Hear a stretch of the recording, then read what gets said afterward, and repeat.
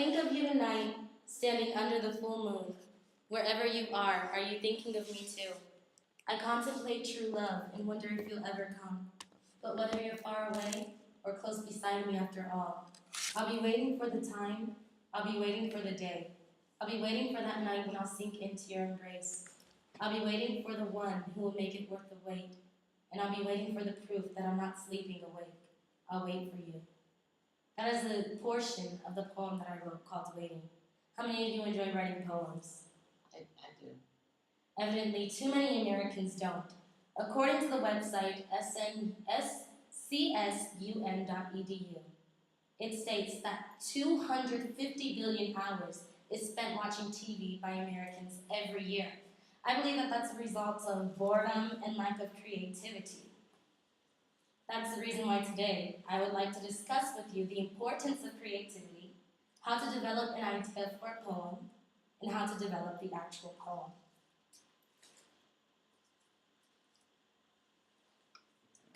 Creativity has many benefits. The first benefit of creativity is that it benefits the brain. Creativity benefits the brain because it avoids decrease of brain function. When someone's sitting down watching TV, their brain functions in the lower brain stage instead of the higher brain stage, which in other words causes a person to act more as an animal rather than a human being.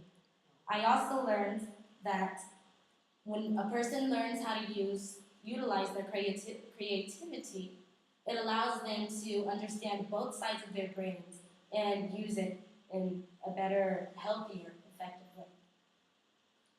Another benefit of creativity is that it is an avenue of self-expression.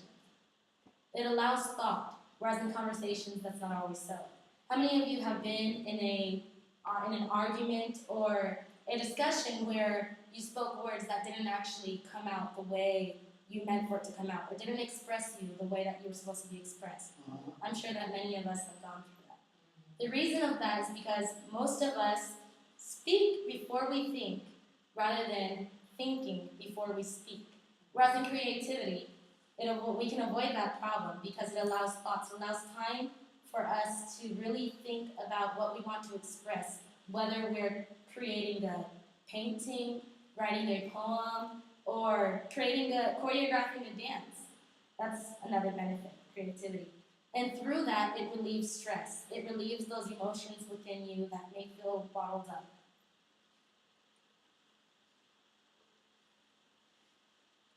Now that we understand the benefits of creativity, I'd like to move on to the first step in developing a poem. First, you have to develop an idea. The first step in developing an idea is observation.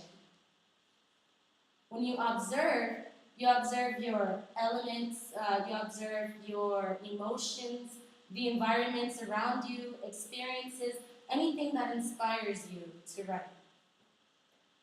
A quote on WikiHow states that writing a poem is all about observing the world within you or around you.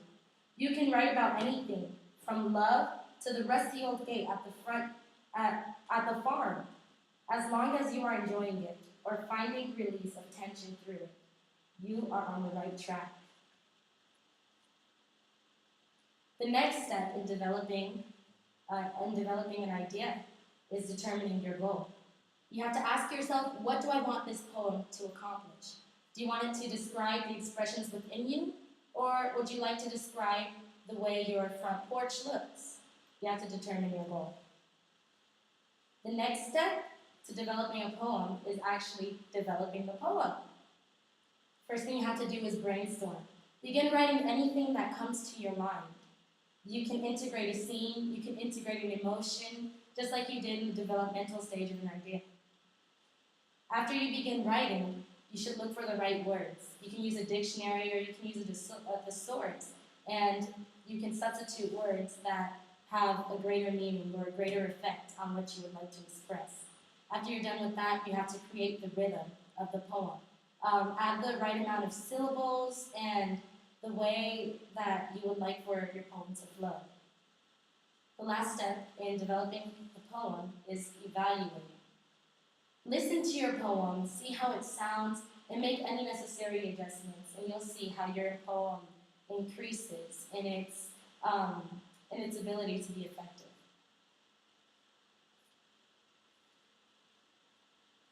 Thank you. That's the end of our slide.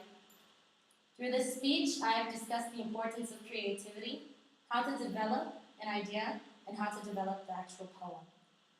Now that we are sufficiently informed with the information on how to write a poem, I encourage all of you to join me in this journey of self-expression as you watch and stand in awe at how your words can affect those around you. Thank you.